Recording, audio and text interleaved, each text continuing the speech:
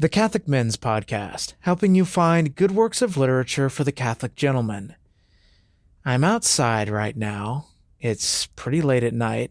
I'm on the back porch of my house, and my faithful Labrador Griffin is at my feet. So if you hear any traffic noises or whimpering, that's why. My dog's wondering why I'm talking to myself right now. But anyway, why am I sitting on the back porch so late at night? Well, long and short of it is, I can't sleep.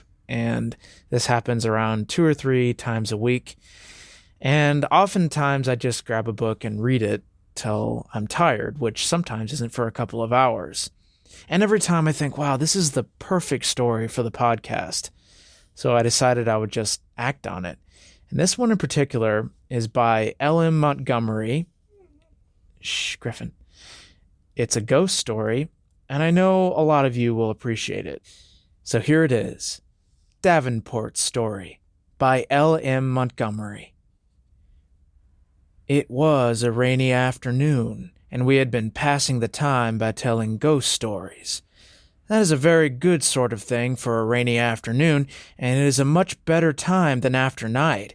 If you tell ghost stories after dark, they are apt to make you nervous, whether you own up to it or not, and you sneak home and dodge upstairs in mortal terror and undress with your back to the wall so that you can't fancy there's anything behind you.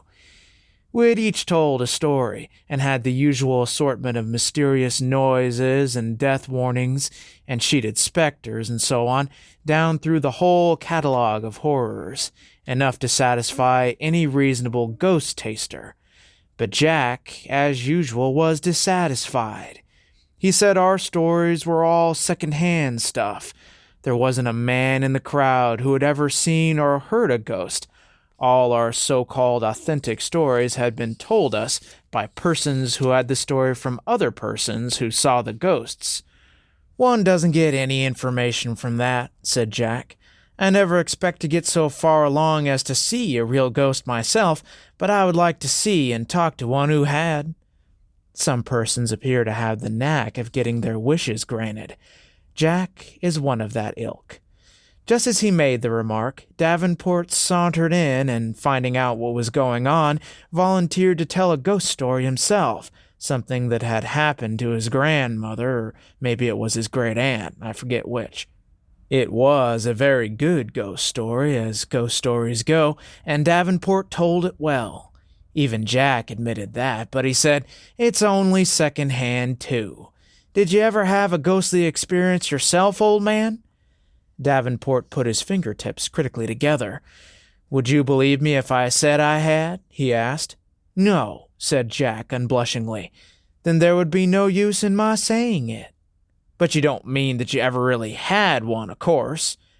I don't know. Something queer happened once. I've never been able to explain it, from a practical point of view, that is. Want to hear about it? Of course we did. This was exciting. Nobody would have ever suspected Davenport of seeing ghosts. It's conventional enough, he began. Ghosts don't seem to have much originality, but it's first-hand, Jack, if that's what you want. I don't suppose any of you have ever heard me speak of my brother Charles. He was my senior by 2 years, and was a quiet, reserved sort of fellow, not at all demonstrative, but with a very strong and deep affection. When he left college, he became engaged to Dorothy Chester. She was very beautiful, and my brother idolized her. She died a short time before the date set for their marriage, and Charles never recovered from the blow. I married Dorothy's sister, Virginia. Virginia did not in the least resemble her sister, but our eldest daughter was strikingly like her dead aunt. We called her Dorothy, and Charles was devoted to her. Dolly, as we called her, was always Uncle Charlie's girl. When Dolly was 12 years old, Charles went to New Orleans on business, and while there took yellow fever and died. He was buried there, and Dolly half broke her childish heart over his death. One day, 5 years later, when Dolly was 17, I was writing letters in my library. That very morning, my wife and Dolly had gone to New York en route for Europe. Dolly was going to school in Paris for a year. Business prevented my accompanying them even as far as New York, but Gilbert Chester, my wife's brother, was going with them. They were to sail on the Aragon next morning. I had written steadily for about an hour. At last, growing tired, I threw down my pen and, leaning back in my chair, was on the point of lighting a cigar, when an unaccountable impulse made me turn round. I dropped my cigar and sprang to my feet in amazement. There was only one door in the room, and I had all along been facing it. I could have sworn nobody had entered, yet there, standing between me and the bookcase, was a man, and that man was my brother Charles. There was no mistaking him. I saw him as plainly as I see you. He was a tall, rather stout man with curly hair and a fair, close-clipped beard. He wore the same light gray suit which he had worn when bidding us good-bye on the morning of his departure for New Orleans. He had no hat on, but wore spectacles, and was standing in his old favorite attitude with his hands behind him. I want you to understand that at this precise moment, although I was surprised beyond measure, I was not in the least frightened, because I did not for a moment suppose that what I saw was, well, a ghost or apparition of any sort. The thought that flashed across my bewildered brain was simply that there had been some absurd mistake somewhere, and that my brother had never died at all, but was there, alive and well. I took a hasty step toward him. "Good heavens, old fellow," I exclaimed, "where on earth have you come from? Why, we all thought you were dead." I was quite close to him when I stopped abruptly. Somehow I couldn't move another step. He made no motion, but his eyes looked straight into mine. "Do not let Dolly sail on the Aragon tomorrow," he said in slow, clear tones that I heard distinctly. And then he was gone. Yes, Jack, I know it is a very conventional way of ending up a ghost story, but I have to tell you just what occurred, or at least what I thought occurred. One moment he was there, and the next moment he wasn't. He did not pass me or go out of the door. For a few moments I felt dazed.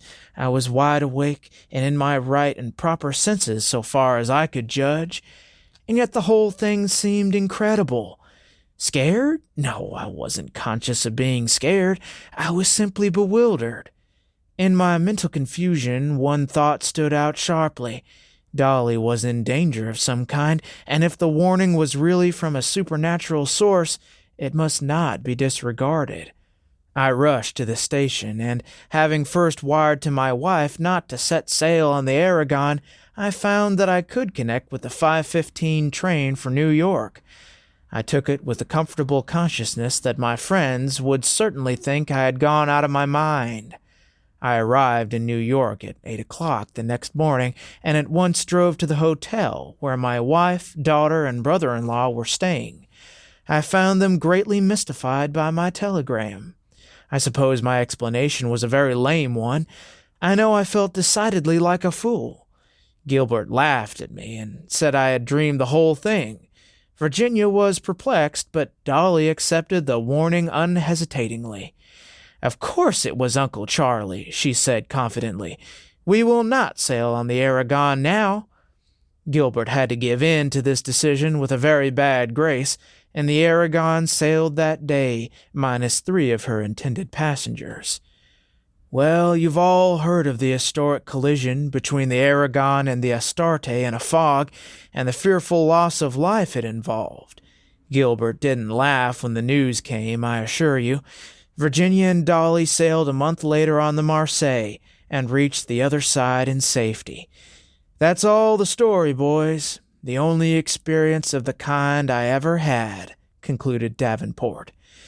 We had many questions to ask, and several theories to advance. Jack said Davenport had dreamed it, and that the collision of the Aragon and the Astarte was simply a striking coincidence. But Davenport merely smiled at all of our suggestions, and, as it cleared up just about 3, we told no more ghost stories.